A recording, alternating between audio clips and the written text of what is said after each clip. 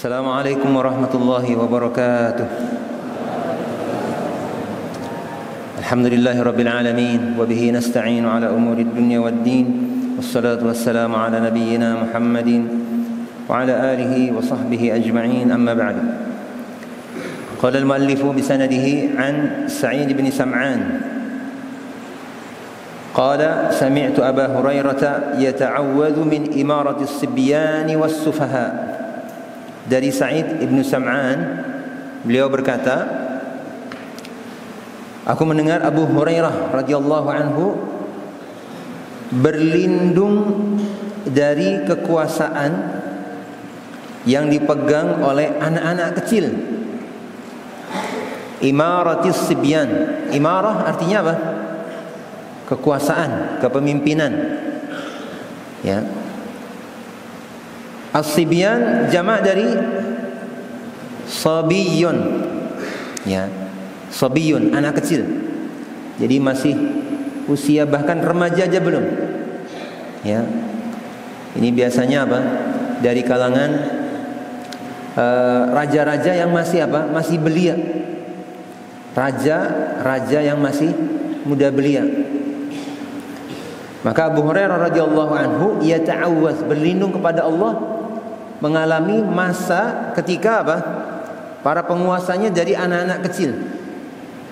Juga masa di mana penguasanya dari kalangan orang-orang sufaha. Sufaha dari kata apa? Safih. Orang-orang bodoh. Ya, orang-orang bodoh. Hadis ini atau asar ini dimasukkan oleh Imam Bukhari di dalam bab tentang apa? Silaturahmi. Secara zahir tidak tampak hubungan antara asar ini dengan masalah silaturahmi. Namun sebagian ulama menjelaskan, ya, Abu Hurairah radhiyallahu anhu, ya, ketika beliau berlindung kepada Allah dari kekuasaan yang dipegang oleh anak-anak kecil dan orang-orang bodoh, beliau memandang itu sebagai apa? Sebagai sebuah contoh, ya, bagaimana kalau anak-anak kecil menjadi penguasa, maka tentunya mereka tidak akan memperhatikan masalah silaturahmi. Tidak akan memperhatikan masalah silaturahmi. Begitu juga dengan orang-orang bodoh, ketika mereka menjadi penguasa, maka mereka tidak akan memperhatikan soal silaturahmi.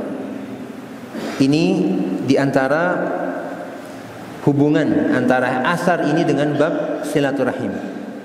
Kemudian dari Abu Bakrah radhiyallahu anhu, beliau berkata, Rasulullah sallallahu alaihi wasallam bersabda, "Ma min dhanbin ahra ay yu'ajjilallahu li sahibihi al-'uqubata fid dunya ma'a ma yuddakharu atau ma'a ma yaddakhiru lahu fil akhirati min qati'ati ar-rahimi wal baghi."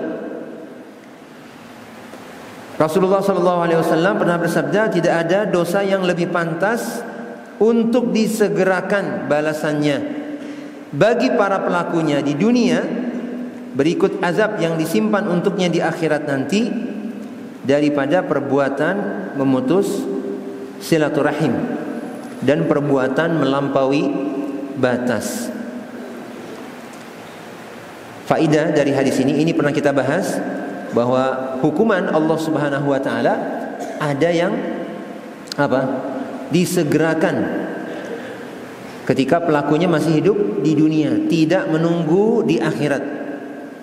Dan di antara perbuatan-perbuatan dosa yang disegerakan hukumannya oleh Allah Subhanahu wa taala adalah apa?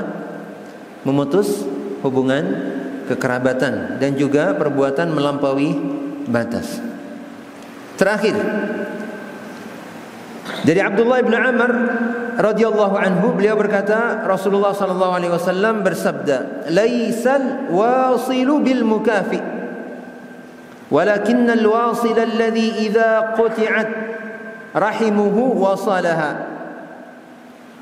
Seorang yang menyambung silaturahmi itu bukanlah orang yang membalas kebaikan orang lain dengan kebaikan yang semisal. Perhatikan, laisal wasilu. Al-wasilu artinya orang yang menyambung silaturahmi.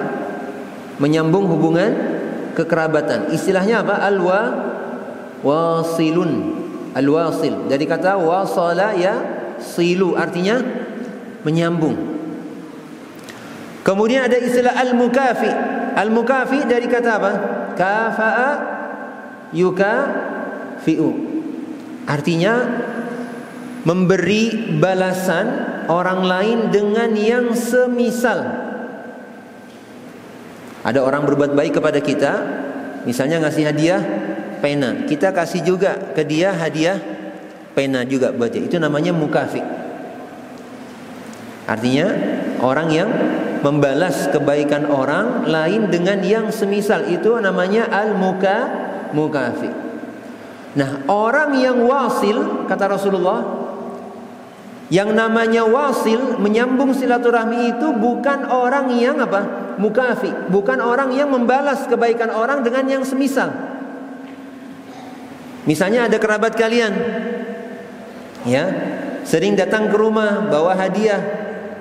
Terus apa? Kalian juga datang ke rumahnya dengan membawa hadiah. Ini tidak disebut dengan silaturahmi. Paham dah ini? Ya, tapi disebut dengan apa? Mukafaah. Ini namanya bukan silah tapi mukafaah, membalas kebaikan dengan yang semisal. Nah, orang yang menyambung silaturahmi itu seperti apa? Walakinnal wasila. Nah, ini. Alladzi idza quti'at rahimuhu wasalaha. Orang yang menyambung silaturahmi itu adalah yang kalau hubungan kekerabatannya diputus, ya, ada saudara kalian, kerabat kalian nggak pernah ngunjungin, nggak pernah nelpon, nggak pernah ngasih kabar, ya, diputus, maka kalianlah yang apa? Menyambung dengan apa? Nanya kabarnya, menghubungi, bahkan mengirimi hadiah. Itu namanya orang yang menyambung silaturahmi. Namanya menyambung berarti ada yang putus nggak? Kalau orang menyambung itu berarti ada yang putus nggak? Ada yang putus. Kalau diputus hubungan kekerabatannya, maka yang menyambung itulah yang disebut dengan wasil. Tapi kalau nggak putus, kerabat kalian ya selalu mengunjungi kalian, nelfon kalian, maka apa? Kalian juga balas mengunjungi, balas menghubungi, balas nelfon. Maka yang seperti itu namanya mukafaah. Ya, namanya mukafaah. Kalau misalnya disebut silaturahmi, maka tajawuzan. Ya, tajawuzan itu artinya apa? Apa bahasanya? Apa saya belum dapat istilah ini ya. Ya. Yang jelas ya, pahalanya ya berbeda dengan pahala orang yang apa? Menyambung kerabatnya yang nggak pernah ngubungi sama sekali. Ya. Bahkan mungkin ada kerabatnya yang apa? Berbuat jahat. Ya. Berbuat jahat tapi terus dibaikin. Nah, ini namanya wasil. Bisa dipahami? Ya. Jadi ada 3 golongan orang. Yang pertama wasil, orang yang menyambung silaturahmi. Ketika apa? Ketika kerabatnya berbuat buruk, dia berbuat baik. Ketika kerabatnya berbuat buruk, dia berbuat baik. Yang kedua, mukafi, yang membalas kebaikan dengan kebaikan yang semisal. Kerabatnya berbuat baik, dia juga berbuat baik. Yang ketiga, qati'un. Qati' artinya apa? Yang memutus. Ya, kerabatnya berbuat baik, malah apa? Dia balas dengan keburukan. Ini namanya qati'. Ya. Qati'. Bisa dipahami ya?